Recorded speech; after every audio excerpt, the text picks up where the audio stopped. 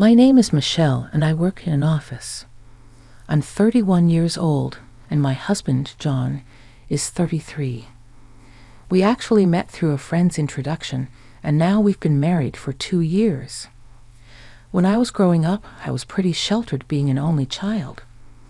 I went to a regular public school until middle school, but then I switched to an all-girls private school until college. You know how it is with all-girls schools. There's a lot of admiration among friends, but I never really thought about dating guys seriously. Sure, I went out with a couple of guys in my early 20s, but nothing really clicked for marriage. I always figured I'd meet someone eventually, but time flew by, and suddenly I was in my 30s. My parents started getting worried, especially my dad. He started suggesting I meet some guys he found on matchmaking websites, and one of those guys turned out to be John, my husband now. After we met a few times, John told me he had feelings for me.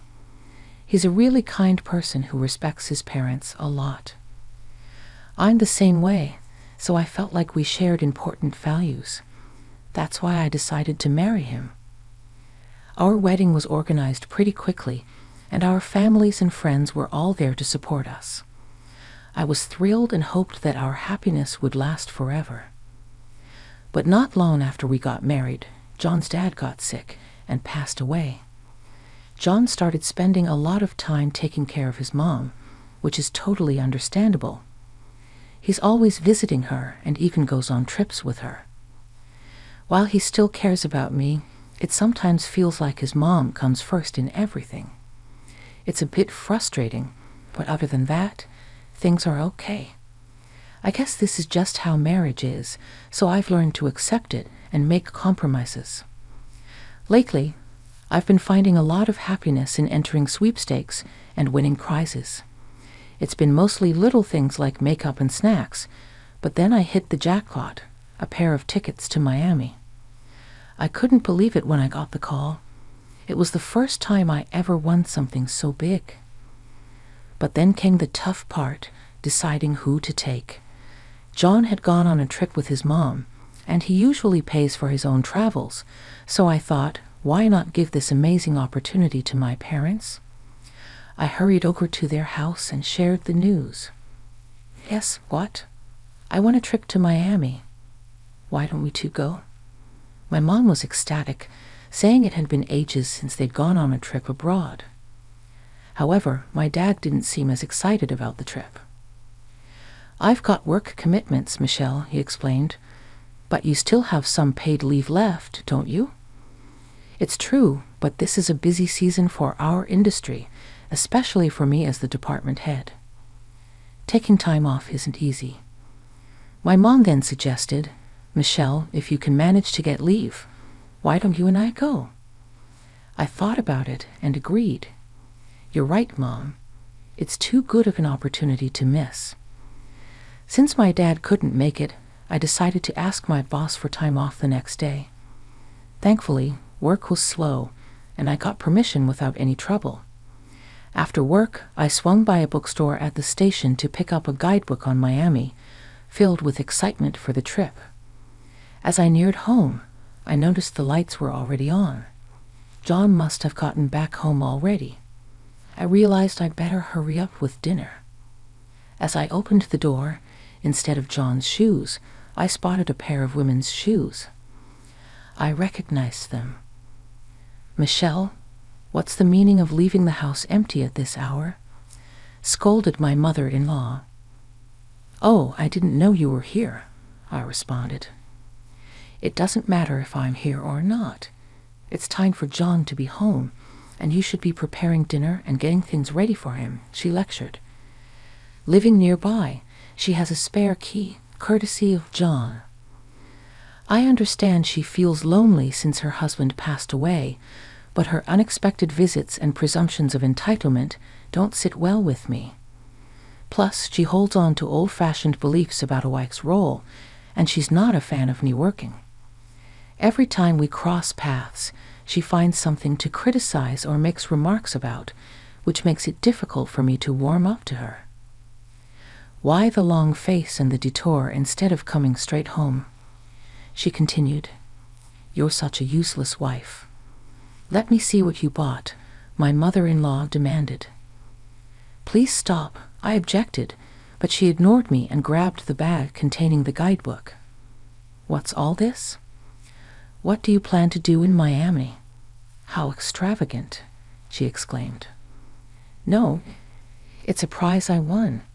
I'm giving it as a gift to my parents," I explained. "Well, nobody told me about this," she retorted. Just as we were arguing, John walked in. "I'm back. What's going on?" he asked. "Welcome home, John. Michelle won a trip to Miami," my mother-in-law informed him. "How thoughtful of you to give it to Michelle's parents without discussing it first." "I would have loved to go," John said. "I didn't know about the trip to Miami either." "I was thinking of giving it to my parents," I responded. "How many people can go on this trip?" John inquired. "It's for 2 people," I replied. "You should have told me beforehand. I would have loved to go too." "Why are you making decisions on your own?" John questioned. "I thought about going with just the 2 of us, but this time I wanted to give it to my parents," I explained. "You're mistaken. This time, Mom and I are going, and you're staying home," John declared firmly, cutting off my protests. "No way. I won this. I'm going to give it as a gift to my parents," I insisted. "We can plan something else another time, right? Mom really wants to go, so please try to understand," I pleaded. "What are you even saying? You just went on a trip with your mom not long ago. Why can't I use my own money to go on a trip anyway? This time Mom and I are going. If you don't like it, we can get a divorce," John declared, dropping the word like a bombshell. The mention of divorce from my husband, used as a threat, made me feel a sudden wave of detachment towards him. "Fine, do as you please," I responded, deciding to step back. My husband and mother-in-law, oblivious to my internal turmoil, seemed pleased with themselves. "You should have been more understanding from the start," they chided, ignoring their smug remarks. I began to consider my next steps to address the situation. The following day, I sought counsel from my parents, sharing the ordeal with them. My mom, who had been excited about the trip, seemed disappointed, but she understood the situation. "I understand if that's how it is. We can't help it. It's better to avoid any tension between you 2, so don't worry," she reassured me. Feeling guilty about letting her down, I decided to make things right. During my lunch break, I called the airline and requested to change the trip to Miami to include my husband and mother-in-law instead. However, the operator explained that once the reservation is made, changes aren't allowed, and the tickets are only valid for the winner. This was clearly stated in the documents they sent me. Realizing my mistake, I told the operator I would decline the prize. I chose not to tell my husband and the others about this, and decided that if they really wanted to go, they could purchase tickets themselves. That evening, when my husband came home from work, he brought up the trip. "Hey, Michelle, did you call the airline? Did you tell them we're going to Miami with Mom?" he asked. I made the call and handed over the winning documents and tickets to my husband. "Here, take a look at these. All the details are in there." "It's important to read them," I urged, knowing you probably wouldn't bother reading them. I handed them over anyway. True to form, he just glanced at them and set them on his shelf. "Try to see this as a kind gesture for your mom," I suggested. "Sure, I'm more than happy to stay home." "I can't wait to see their reactions," he agreed. On the day of the trip, John seemed unusually tense, as if something was weighing heavily on him. As the departure day arrived, John and his mother encountered delays at the airport. "What's going on? Can you explain this?" he demanded, looking at me with confusion and frustration. As we've explained, these tickets are non-transferable, and if the winner isn't present, they become invalid. This is clearly outlined in our policy. Anyone else attempting to use them would need to pay the full fare, the airline representative reiterated. John and his mother had already splurged on luxury hotels, stretching their budget thin. Then, at the airport, they encountered yet another setback. "I'm terribly sorry, but there seems to be an issue. Could you please try using a different payment method?" the attendant requested. "That's impossible. This card has been working perfectly fine. Why is this happening now?" John exclaimed in frustration. "I'm afraid we can't diagnose the problem here. You may want to contact your card issuer for assistance," the attendant advised. With no other option, John had to resort to using another credit card and then reached out to me. "Hey, what's happening? The tickets you gave us aren't usable, and now my credit card's been declined," he explained over the phone. "Did you bother reading the fine print on the ticket? It clearly states they're invalid if the winner isn't present. And as for your credit card issue, that's news to me," I retorted. "Now, I card your card," John clarified. "Well, I've reported my card lost. I couldn't find it in my wallet, so I suspected you might have taken it. Thankfully, it hasn't been misused," I explained. "That's not amusing. You won't get away with this when we're back," John threatened. "That's entirely your own doing. What you did amounts to theft," I countered. "You know what, woman? I'm divorcing you." "Get out," John declared angrily. "Fine, fine. Just as I expected you'd say." "As you wish. I'll agree to the divorce," I replied calmly. Truth be told, I had already planned to leave for my parents' house before John told me to go. I had already packed my bags, using the paid leave I had taken for this trip. As I left the house, I made sure to take the passbook and seal so he couldn't access our savings. I'd also informed the neighbors that we would be getting divorced. Upon reviewing our savings for potential division in the event of a divorce, I discovered that the funds had been depleted multiple times. I had no recollection of making these withdrawals, indicating that John was responsible. Further investigation, comparing the withdrawal dates with my daily blog entries, revealed that the money was withdrawn during the period when John and my mother-in-law were on vacation. I confided in my parents about John's proposition for divorce, his unauthorized use of my credit card, and his utilization of our joint savings for the trip with my mother-in-law. As I recounted the situation, my parents' expressions shifted from concern to sternness. "I can't believe John would stoop to such deceit. I'm deeply sorry. It's my fault for arranging your marriage," my dad apologized, bowing his head in shame. His animosity towards John was evident. "This falls on my shoulders." "Leave it to me," he assured me, taking responsibility. In reality, my dad held a high-ranking position at the parent company of John's employer, and occasionally conducted audits. Despite another colleague being originally assigned, my dad rearranged his schedule at short notice to personally audit John's company. During the audit, he invited John's superior, an executive at the subsidiary, for a meal. Given the hierarchical structure, John's superior was visibly anxious, attempting to curry favor with my dad while struggling with nerves. During the meal, my dad took the opportunity to inform John's superior about my situation. "In fact, my daughter is going through a divorce. It appears that the main issues stemmed from her husband's excessive dependence on his mother. If it were just that, I might have advised her to persevere, but it seems he also misused my daughter's credit card and depleted her savings without her consent. Under such circumstances, I couldn't in good conscience recommend reconciliation. By the way, your subordinate, or rather former son-in-law? I suppose it's John. How has his performance been lately?" my dad inquired. "It's a busy time, but I haven't seen him much around the office," John's superior responded. Upon learning about my impending divorce from my dad, John's superior sensed trouble and decided to look into the matter further.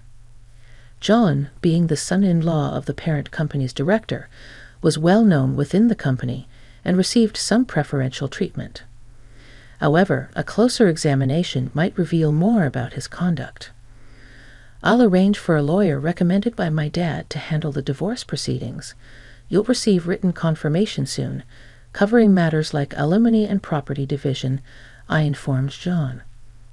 John's superior assured me that he wouldn't let things slide, but it seemed that neither he nor his mother would have an easy time upon their return from Miami. Sometime after John and my mother-in-law returned from their trip to Miami, John paid a visit to my parents' house. "Michelle, what's this certified mail about? I'm strapped for cash. I can't afford to pay any alimony and this property division. It's just a marital spat. There's no need to take it this far. I've apologized, so please come back," John pleaded. "What are you saying? Have you even read the contents of the certified mail? Your mother's constant mental abuse, not to mention depleting our savings and attempting to use my credit card without permission. There's no way we can reconcile, right?" I countered. "Please don't say that. Since you left, it's been difficult for both Mom and me. Have you been receiving icy stares from the neighbors, or have there been issues at work?" John inquired, his demeanor stiffening. "I suppose I hit the nail on the head," I remarked. "How did you?" "Well, who knows? What do you think the reason might be? If you reflect on your actions, you might understand," I replied. "I can't reconcile with you, and you'll have to face the consequences. Prepare yourself. Also, please communicate through the attorney from now on. If you persist in lingering, I'll involve the security company," John warned sternly. When I mentioned involving the security company, John finally relented and left with a heavy heart. In truth, everything John had come pleading about was orchestrated by my father and me. Before returning to my parents' home, I went to our neighbors and spun a tale about being kicked out by my husband and mother-in-law after they stole the plane tickets. I had won in a lottery drawing. From my past experience in the drama club during my student years, my performance was remarkably convincing. Since my husband and mother-in-law returned from their Miami trip, rumors and gossip have swirled around them in the neighborhood. My mother-in-law was mortified to learn from a local busybody that she was being shunned because of rumors like, "You took your daughter-in-law's winning travel tickets and threw her out, didn't you?"